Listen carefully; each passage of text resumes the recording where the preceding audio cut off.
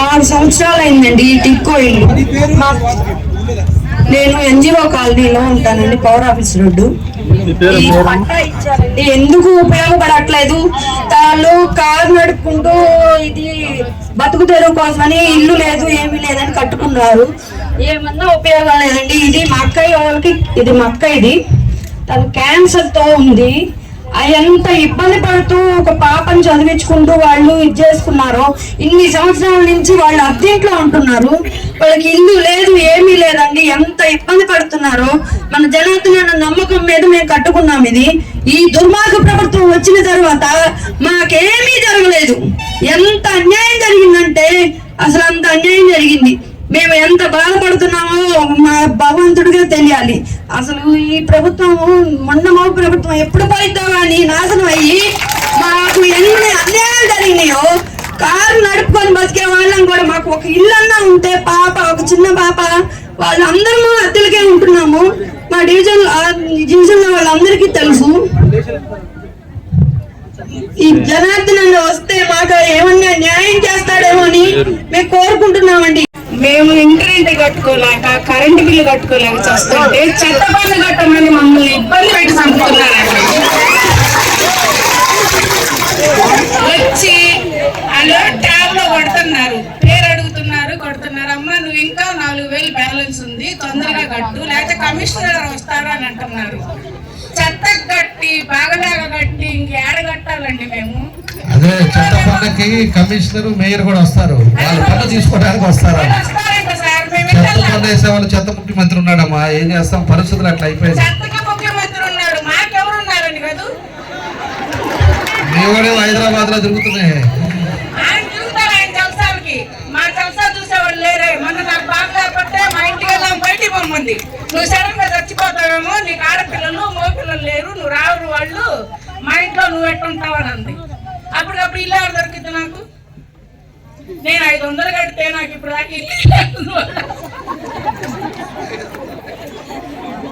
కట్టుకొని, ఇలా కట్టుకొని జలసాలు చేసుకుంటా, పార్టీలు అన్ని చేసుకుంటుంటే మా పరిస్థితి ఎవరైతే ఆలోచిస్తుంది. ఓట్ల కోసం అయితే ఇంటింటికి తిరుగుతారు, మాకు అవసరం అంటే మీరెవరో తెలియదు అంటారు. ఇదే నా రాజకీయము. ఎందుకు ఇచ్చారు? ఈ మాకండి డబ్బులు ఓట్లకి. మా ఇష్టమైతే వస్తాం, లేకపోతే మేము అసలు వేయము, ఇళ్ళలో ఉంటాము. మీరు డబ్బా చూపిస్తున్నారు, మేము వస్తున్నాము. మాకు ఆశ కదా, అన్నం పెట్టామంటే ఎవరైనా వస్తారు, పెట్టమంటే ఎందుకు వస్తాం మీ ఇంటికాడికి? మేము మీరు మా ఇంటికాడికి వచ్చినప్పుడు మా అవసరాలు కూడా మీరు అట్లే తీరిస్తే మీరే కావాలని ఎవరైనా అంటారు. తీర్చుకున్నామంటే ఏం చేస్తారు? ఒక ఛాన్స్ ఇస్తారు అందరు కలిసి. ఛాన్స్ బాగా చేశాడు, సక్రమం చేశాడు. ఇంకా రెండోసారి ఏం ఛాన్స్ ఎవరికి ఇస్తారో మాకైతే తెలియదండి. అది నేను పుట్టిన దగ్గర నుంచి మా నాన్న, మా అమ్మ వాళ్ళందరూ తెలుగుదేశం పార్టీకే మేము వేసేది. ఎవరు ఎన్నన్నా చెప్పుకొని నన్ను ఏమైనా చేసినా నా పర్లేదు, నేను ఇన్నోట్లైనా వేస్తా. 75,000 కట్టాను, 6 సంవత్సరాలు అవుతుంది. నాకు తెలియకుండా బ్యాంక్ లోన్ తీపించుకున్నారు వాళ్ళు. సంతకాలు పెట్టేటప్పుడు నేను ఏం చెప్పానంటే, నాకు ఇల్లు ఇస్తే కట్టుతాను, మాకెటు ఇల్లు లేదు, కట్టుకోవాలని ఉన్నాను. కష్టమైనా సరే మా వారు హోటల్కి వెళ్తాడు, నేను ఇంట్లో మిషన్ కుట్టుకుంటాను, ఇలా కడతామని చెప్పి తీసుకున్నాను. తీసుకున్న తర్వాత మాకు తెలియకుండానే బ్యాంక్ లోన్ తీశారు. ఆ లోన్ తీసి ఇప్పుడు బ్యాంక్ వాళ్ళు ఫోన్లు వీళ్ళకి కట్టలేక ఇంటికి 6 సంవత్సరాల నుంచి ఇచ్చిన డబ్బులు లేదు, లేదంటే మాకు ఇల్లు హ్యాండ్ ఓవర్ చేసింది లేదు. మా వారికి పెరాల్సి వచ్చింది. ఇట్లా ఇబ్బంది పడుతున్నా, డబ్బులు ఇప్పించండి, మాకు ఏం వద్దానంటే మాకు తెలియకుండా నీ బ్యాంక్ లోన్ తీశారు. బ్యాంక్ లోన్ తీసుకొని మళ్ళీ అటు బ్యాంక్ అకౌంట్ ఫోన్ చేస్తున్నారు, ఒకవైపు ఇల్లు ఫోన్ చేస్తున్నారు. ఆ బ్యాంకులో సంతకాలు పెట్టించే వరకే ఆర్పీలు తీసుకున్నారు. ఆ తర్వాత మాకు వాళ్ళు అలా చెప్పారు, ఇల్లు ఇస్తేనే కట్టమని అని చెప్పారు. తర్వాత ఎవరు దానికి పట్టించుకోవట్లేదు, మీరే బ్యాంకుల చుట్టూ వెళ్ళి మాట్లాడుకోండి ఎవరి దగ్గరికైనా అని చెప్పి అంటున్నారు. మేము అదే ఆలోచిస్తున్నాం సార్. మీరున్నంతకాలం మేము కొంచెం తింటూ ఎలాగోలా ఆలోచించుకోకుండా ఇబ్బందులు లేకుండా ఉన్నాము. కానీ ఇప్పుడు అసలు ఇబ్బంది కంటే ఇంకా ఘోరంగా తయారవుతుంది. ఏం చెప్పాలో ఏం అర్థం కావట్లేదు సార్. మళ్ళీ చంద్రబాబు నాయుడు గారు రావాలి, మా ఇబ్బందులు పోవాలి సార్.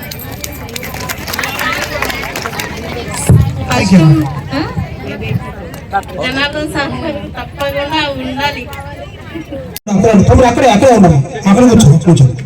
అతను ఈ డబ్బులు కట్టుకొని ఇబ్బంది పడతా ఉన్నాడు. అతను ఏదో చేతి పని చేసుకుంటా ఉండేవాడంట. అతను మన గురించి చెప్తాడు.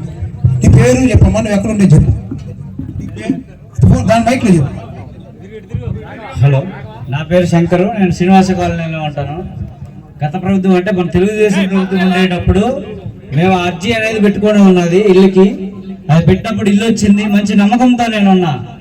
నమ్మకంతో ఉండి ఆ డబ్బులు అనేది కట్టాను. 70% హౌసెస్ అనేది కూడా కన్స్ట్రక్షన్ కూడా కంప్లీట్ అయింది. కానీ ఈ గవర్నమెంట్ వచ్చిన తర్వాత మనకేం ఎదురాల. పట్టా ఇచ్చారండి, పట్టా ఇచ్చారు, అది బీరువాలోనే ఉంది పట్టా దేనికి? ఇల్లు ఇవ్వండి, ఇల్లు ఇస్తే ఎవరైనా ఇంట్లో ఉంటారు. దాని అద్దె కానీ ఏదైనా మనం కట్టుకుని, ఇప్పుడు మేము అద్దెల్లోనే ఉంటున్నాము. ఆ అద్దెలు జరుగుతుంటే పట్టాలు దేనికంటే, పట్టా ఇల్లు ఇచ్చిన తర్వాత పట్టా ఇస్తే అది వేరు. పట్టా ఇచ్చారు, అది బాగానే ఉంది. ఆ పట్టా ఏమో బీరువాలో దాచుకున్నాము, ఇల్లు మాత్రం రాలా. కావాల్సింది ఇల్లు. పట్టాలు దేనికండి?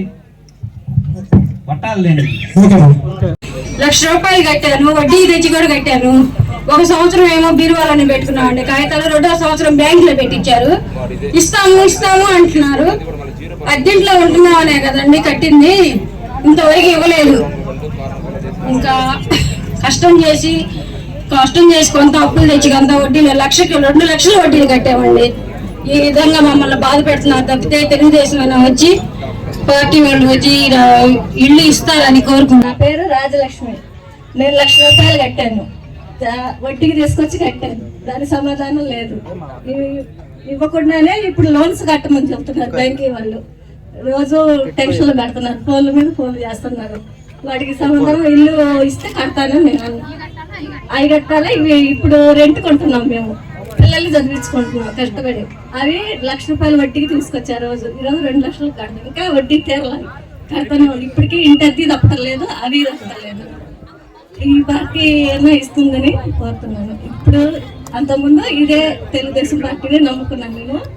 ఇప్పుడు ఆ ప్రభుత్వం అసలు నా సమాధానం ఏం లేదు. ఈయన జనార్దన్ గారు ఇస్తారని కోరుతున్నాను. దాసరి కోడేశ్వరమ్మ. మేము డబ్బులు కట్టి 70,000 కట్టాను. నేను అప్పు తెచ్చి కట్టాను. 6 సంవత్సరాలు అయింది. ఇప్పుడు నాకేమీ సమాధానం చెప్పట్లేదు. 2వ విడతలో కట్టాను నేను. 2వ విడతలో కడితే సమాధానం ఏం చెప్పట్లేదు. మన ప్రభుత్వంలో వస్తే వచ్చిందని ఆస్తా ఉన్నాను సార్ నేను.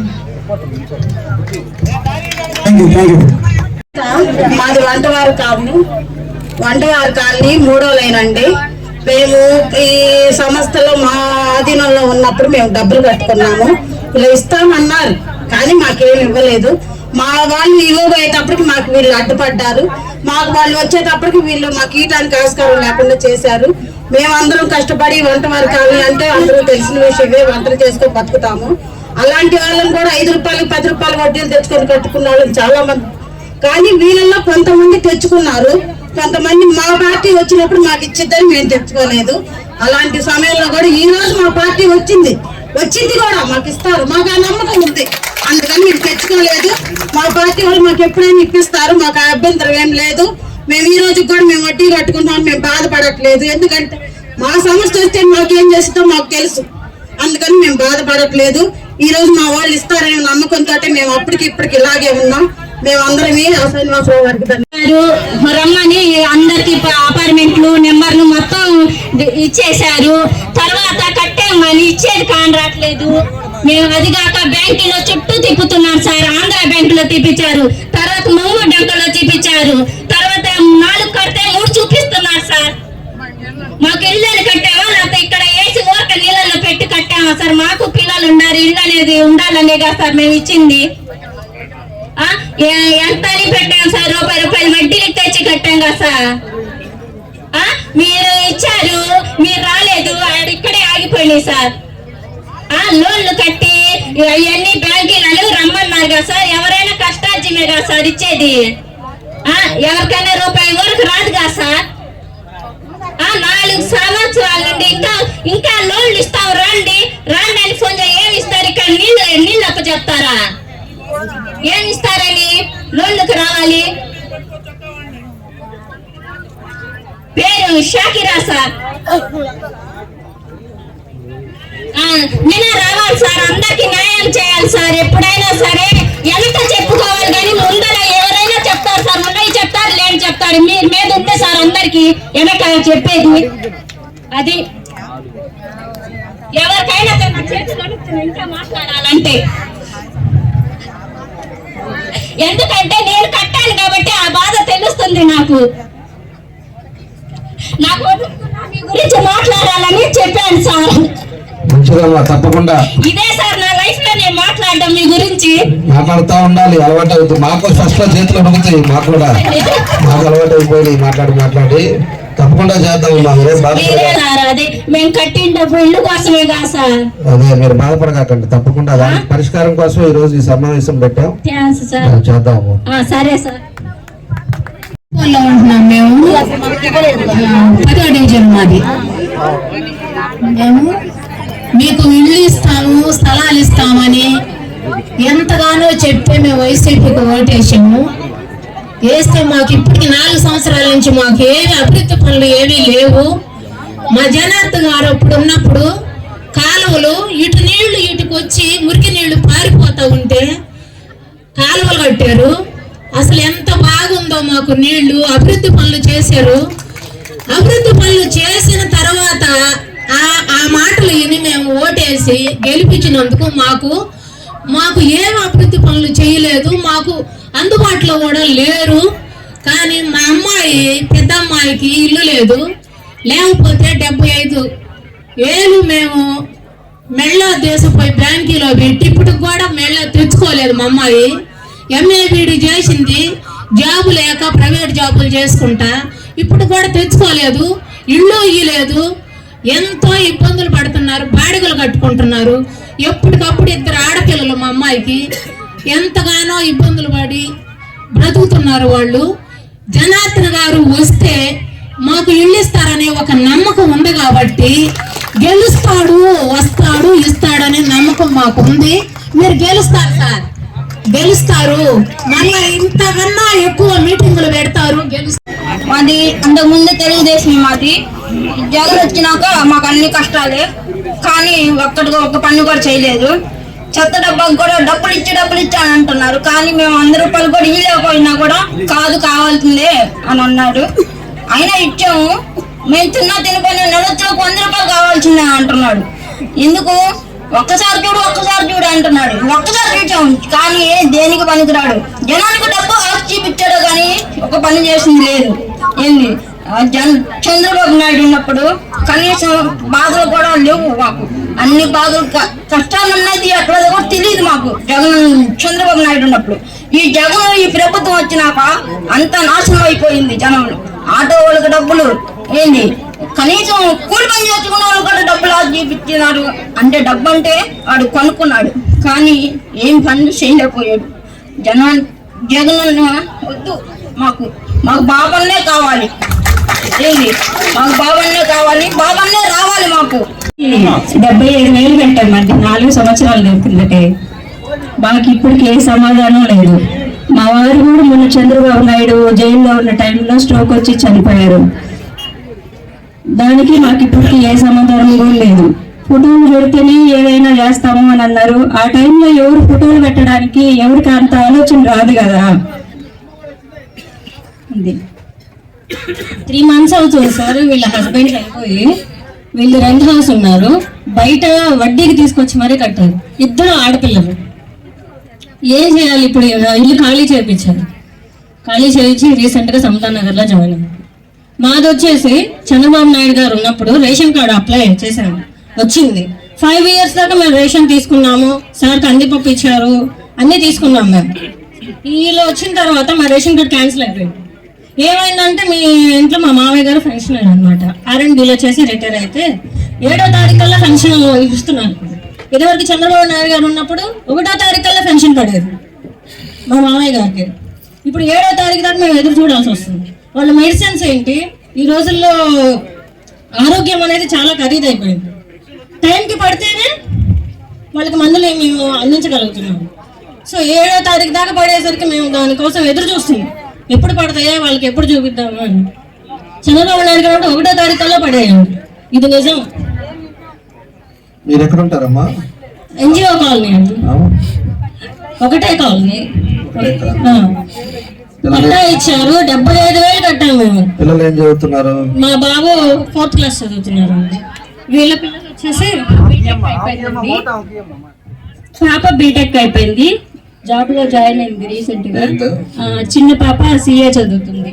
ఇప్పుడు మధ్యలో నాకు చదివించే అంత ఓపిక కూడా లేదు, కానీ పిల్లలైతే ఇప్పుడు డ్రాప్ అవ్వడానికి కూడా అటు ఇటు కాకుండా ఉంది. వీళ్ళు కాదు, నేను మిషన్ కుడతాను.